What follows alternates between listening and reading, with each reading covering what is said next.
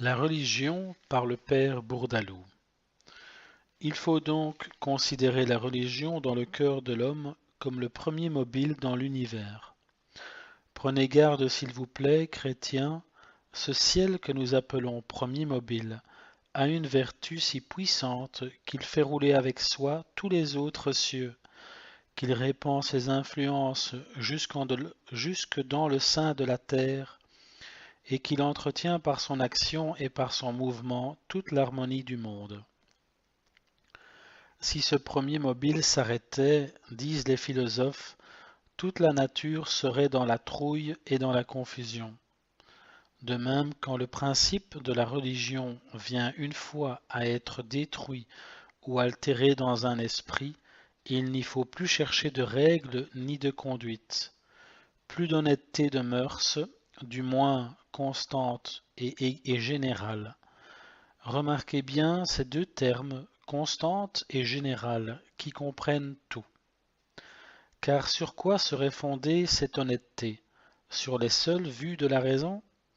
Ah, chrétiens, vous êtes trop éclairés et trop bien instruits du mérite des choses pour croire que la raison seule, dans l'état où elle est réduite, c'est-à-dire corrompue par le péché, affaiblie par les passions, sujette comme elle est à se prévenir et à s'aveugler, puisse maintenir l'homme dans une innocence entière et irréprochable.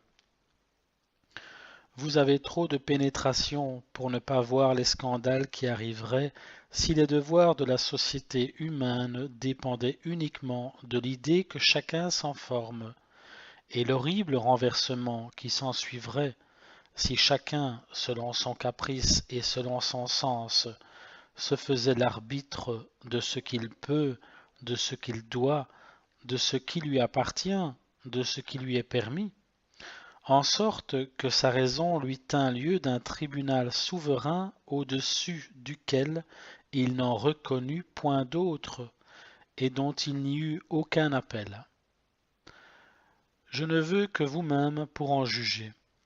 Cette raison sans religion, combien d'injustices n'autoriserait-elle pas? Combien de trahisons et de fourberies ne trouverait-elle pas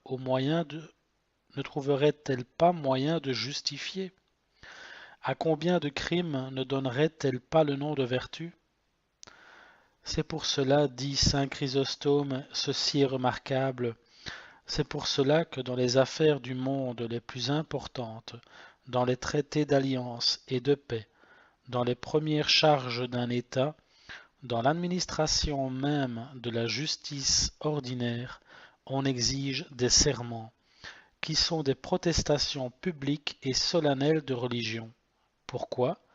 Parce que, sans le sceau de la religion, on ne croit pas pouvoir s'assurer de la raison des hommes, et parce que les hommes mêmes, qui connaissent fort bien le faible de leur raison, se défient toujours les uns des autres, à moins que cette raison qu'ils ont pour suspecte n'ait, pour ainsi dire, une caution supérieure et un garant qui est la religion.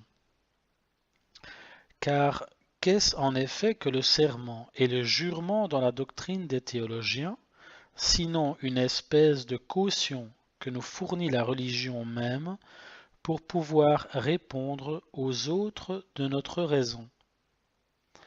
Or, cela s'est pratiqué généralement dans toutes les nations et dans tous les siècles. Autre preuve, dit saint Chrysostome, pour confondre le libertinage et pour détruire cette prétendue suffisance de la raison dont l'impiété se glorifie.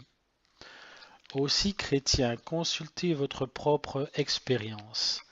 Y a-t-il personne de vous qui voulut que sa vie et sa fortune fussent entre les mains d'un homme sans religion? Quelle lumière qu'il ait, quelque lumière qu'il ait, quelque raison qu'il fasse paraître, dès là que je sais qu'il n'a point de Dieu, ne m'estimerai-je pas malheureux qu'il fût le maître de mes intérêts, et n'éviterai-je pas toujours autant qu'il est en moi d'avoir aucun engagement avec lui? Au contraire, si je suis convaincu que celui avec qui je traite a de la foi et de la conscience, je ne crains rien, et un athée, tout athée qu'il est, se confiera plutôt à un homme qui croit en Dieu qu'à un libertin et un impie comme lui. Providence adorable, c'est ainsi que vous éclatez jusque dans l'impiété et que, malgré nous, nous concevons de l'horreur pour l'irréligion qui non seulement se contredit et se condamne, mais s'abhorre elle-même. Abhorrer veut dire détester. Vous me direz qu'indépendamment de toute religion, il y a un certain amour de la justice que la nature nous inspire et qui suffit au moins pour former un caractère d'honnête homme selon le monde. Je sais, chrétien, que cela se dit et que c'est le prétexte spécieux, c'est-à-dire séduisant, dont le libertinage le plus raffiné se sert pour conserver encore quelques restes d'estime et de bonne opinion parmi les hommes. Mais c'est un prétexte qui n'a jamais trompé que les simples et dont il est aisé d'apercevoir l'illusion. Car sans examiner quel serait cet amour de la justice abandonné à la discrétion de la bonne ou mauvaise foi de chaque particulier, je vous demande, chrétiens, où l'on trouverait dans le monde des hommes qui se piquassent d'un grand zèle pour la justice s'ils étaient une fois persuadés qu'il n'y a ni Dieu ni religion. Y en aurait-il beaucoup? Un ambitieux, un sensuel, un avare serait-il beaucoup touché de cette idée de justice séparée de la connaissance de Dieu? Et ces honnêtes gens prétendus du monde, comment en useraient-ils? Car enfin, s'il n'y avait point de religion, et que je n'eusse plus devant les yeux ce premier être qui me régit et qui me gouverne, je me regarderais moi-même comme ma fin, et par un dérèglement de raison, qui deviendrait néanmoins alors comme raisonnable, je rapporterais tout à moi, mon intérêt, mon plaisir, ma satisfaction, ma gloire seraient mes divinités, et je prétendrais avoir droit de leur sacrifier toute chose. Pourquoi? Parce que je ne verrai plus rien au-dessus de moi, ni hors de moi, de meilleur que moi. Et n'est-ce pas ainsi que vivent les athées, qui n'ont plus nulle créance de la divinité, se substituant en quelque sorte à la place de Dieu et n'agissant que pour eux-mêmes, parce qu'ils n'ont point d'autre Dieu qu'eux-mêmes? Plus loin il dit, la religion qui, dans la vue de Dieu, non seulement nous empêche d'attenter sur le bien d'autrui, attenter veut dire blesser, mais nous fait même abandonner le nôtre, qui non seulement triomphe de l'ambition, mais nous porte encore à l'abaissement et à l'humiliation, qui non seulement réprime les désirs criminels de la chair, mais nous détache même des commodités et des aises de la vie, c'est-à-dire qui, faisant faire à l'homme au-delà de ce que la raison lui commande, le rend victorieux de tout ce que la tentation peut lui suggérer. Par ailleurs, il faut que la religion, la vraie religion, commence par les devoirs généraux d'équité, de charité, de reconnaissance, de soumission et d'obéissance, parce que c'est ainsi, dit l'apôtre saint Jacques, que l'on se défend de la malignité et de la contagion du siècle, et que c'est en quoi consiste la religion pure et sans tache. La religion nous perfectionne en nous élevant à Dieu. De plus, c'est un sentiment de saint Augustin qui ne peut être contesté et qui me paraît aussi propre à nous imprimer une haute idée de Dieu qu'à nous donner une connaissance parfaite de nous-mêmes, à savoir que Dieu ne serait pas Dieu si hors de lui nous pouvions trouver un bonheur solide, et que la preuve la plus convaincante et la plus sensible qu'il est notre dernière fin et notre souveraine béatitude, et qu'en nous éloignant de lui par le péché, nous devenons malheureux. Vous l'avez ordonné, Seigneur, disait ce grand homme, faisant à Dieu l'humble confession de ses misères en les déplorant, c'est-à-dire en les regrettant. Vous l'avez ainsi ordonné, et l'arrêt s'exécute tous les jours. Que tout esprit qui se dérègle et qui veut sortir des bornes de la sujétion, c'est-à-dire de la soumission, et de la dépendance en se séparant de vous, trouve sa peine dans lui-même. Le plus grand malheur de l'homme est de se détacher de Dieu et de vouloir se soustraire aux lois de sa providence. Pourquoi cela? En voici les raisons. C'est qu'en renonçant à cette providence adorable, l'homme demeure ou sans conduite ou abandonné à sa propre conduite, source infaillible de tous les maux. C'est qu'en quittant Dieu, il oblige Dieu pareillement à le quitter et à retirer de lui cette protection paternelle qui fait, selon l'Écriture, toute la félicité des justes sur la terre. La félicité, c'est-à-dire le bonheur. C'est qu'il se prive par là de la plus douce ou plutôt de l'unique consolation qu'il peut avoir en certaines adversités, où la foi seule de la providence pourrait le soutenir.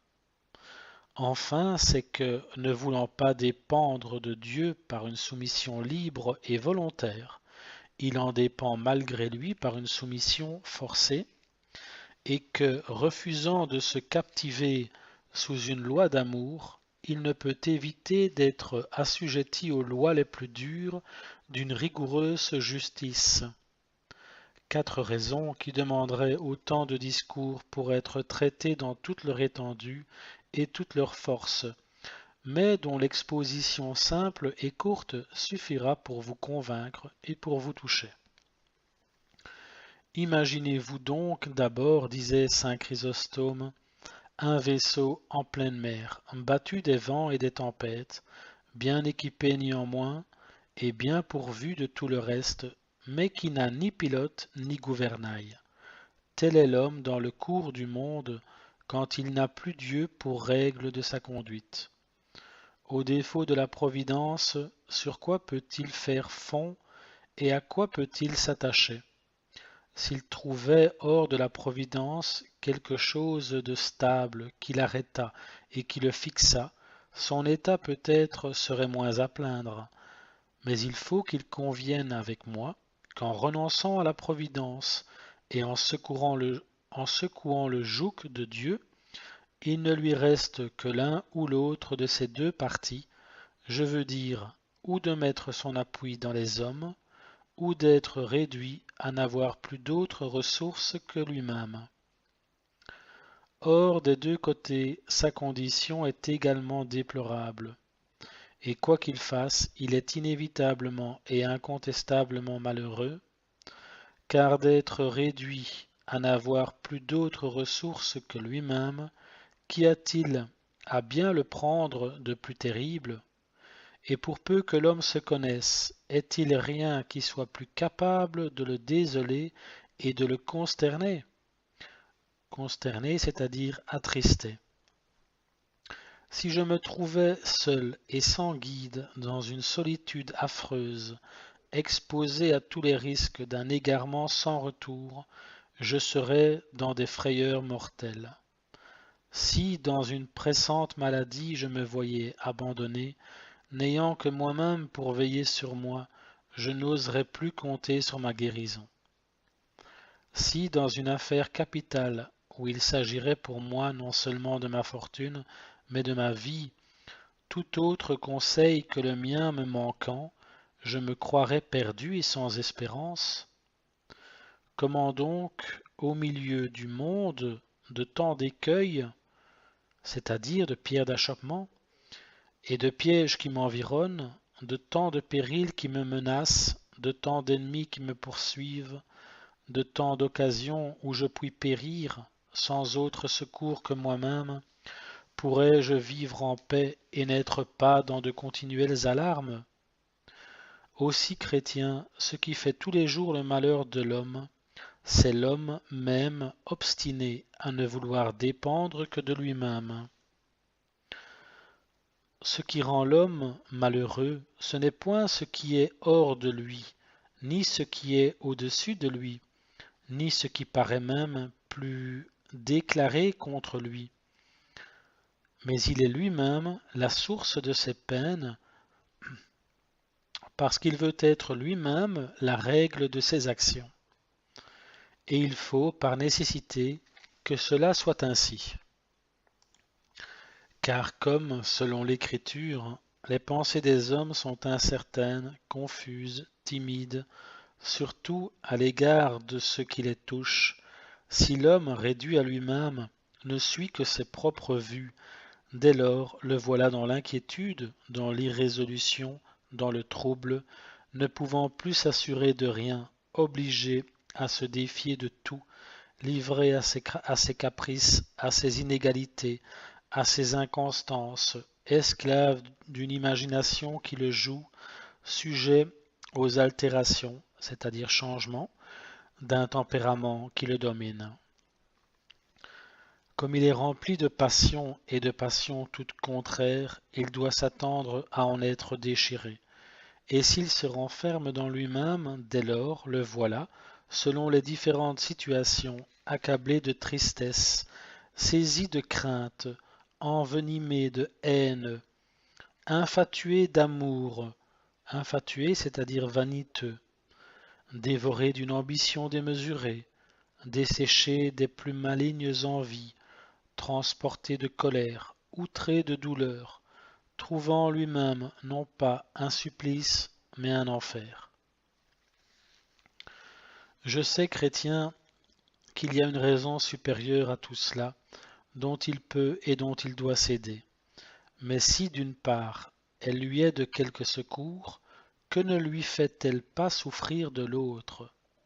À quoi lui sert, dit saint Augustin, cette raison non soumise à Dieu et bornée à ses faibles lumières, sinon à le rendre encore plus malheureux, à lui découvrir des biens auxquels il ne peut parvenir, à lui représenter des maux qu'il ne saurait éviter, à exciter en lui des désirs qu'il ne contente jamais, à lui causer des repentirs qui le tourmentent toujours, à lui donner du dégoût pour ce qu'il a, à lui faire sentir la privation de ce qu'il n'a pas, à lui faire apercevoir dans le monde mille injustices qui le désespèrent et mille indignités qui le révoltent.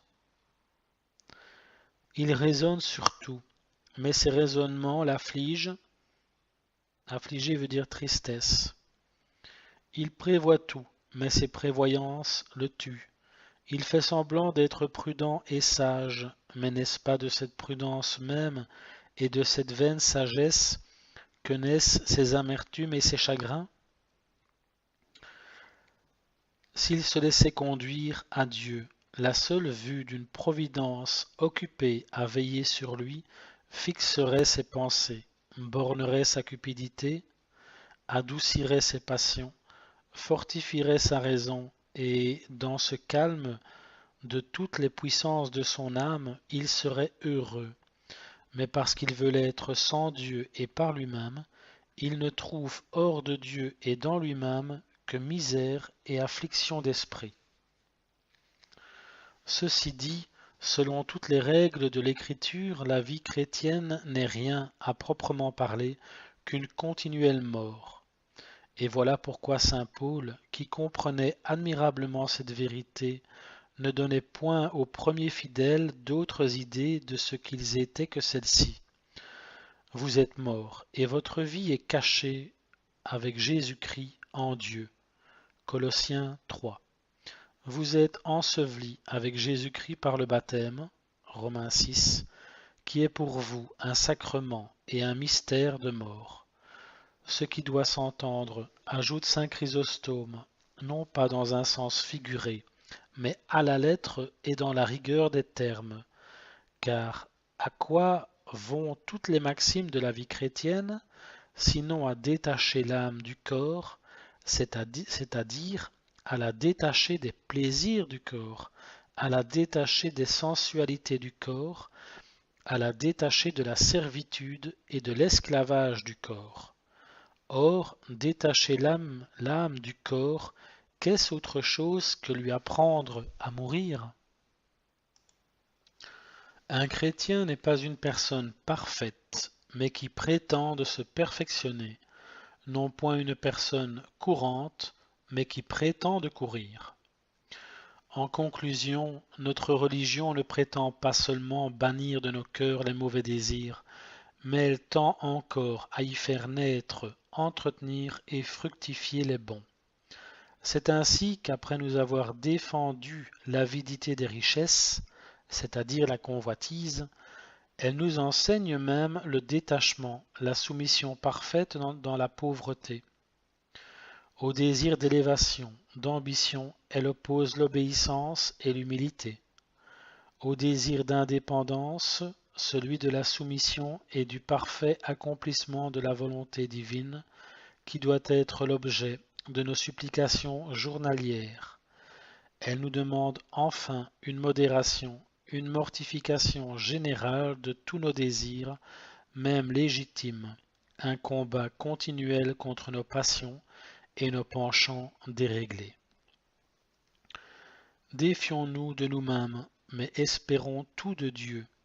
Je sais que pour vous dégager de l'esclavage où le péché vous tient asservi, que pour vous interdire ce commerce, que pour renoncer à cet attachement, que pour étouffer cette inclination, que pour vaincre le monde, il y a des efforts à faire et de grands efforts, qu'il y a des combats à livrer et de rudes combats. Mais prenez confiance, puisque Dieu vous répond de sa grâce dès que vous la demanderez de bonne foi, et qu'il vous assure que sa grâce vous suffit. 2 Corinthiens 12.